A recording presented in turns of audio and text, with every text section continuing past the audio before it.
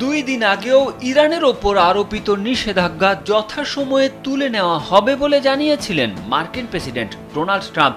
অথচ এর 48 ঘন্টা পেরোতে না পেরোতেই তেহরানকে সহায়তার অভিযোগে অ্যাকশনে গেল ওয়াশিংটন। 3 দেশের 22টি কোম্পানির বিরুদ্ধে নিষেধাজ্ঞা দিয়েছে ট্রাম্প প্রশাসন। ইরানের বিপ্লবী গার্ড বাহিনী কুদস ফোর্সের সঙ্গে সম্পৃক্ত থাকার অভিযোগে এই সব কোম্পানির বিরুদ্ধে নিষেধাজ্ঞা আরোপ করা হয়েছে। এর মধ্যে রয়েছে ফিউচার রিসোর্স ট্রেডিং এবং মিস্ট ট্রেডিং। 22 কোম্পানির সবগুলোই হংকং, সংযুক্ত আরব আমিরাত ও তুরস্ক ভিত্তিক। স্যান্ডেলিনা সো, রূপচর্চায় আভিজাত্য।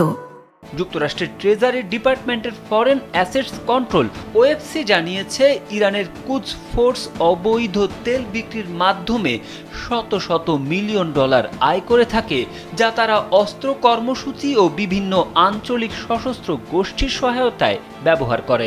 এই অর্থ প্রবাহ চালু রাখতে তারা নানান কোম্পানি ও অফশোর অ্যাকাউন্ট ব্যবহার করে আসছে। বুধবার রয়টার্সের প্রতিবেদনে এসব জানা যায়। নিষেধাজ্ঞা প্রসঙ্গে যুক্তরাষ্ট্রের ট্রেজারি সেক্রেটারি স্কট বেসেন্ট বলেন, এই পদক্ষেপের মাধ্যমে আমরা ইরানের আর্থিক জাল ভেঙে দিতে চাই, যা মধ্যপ্রাচ্যের নিরাপত্তা বিঘ্নিত করে। যুক্তরাষ্ট্র এই ধরনের অবৈধ কার্যক্রম প্রতিহত করতে প্রতিশ্রুতিবদ্ধ।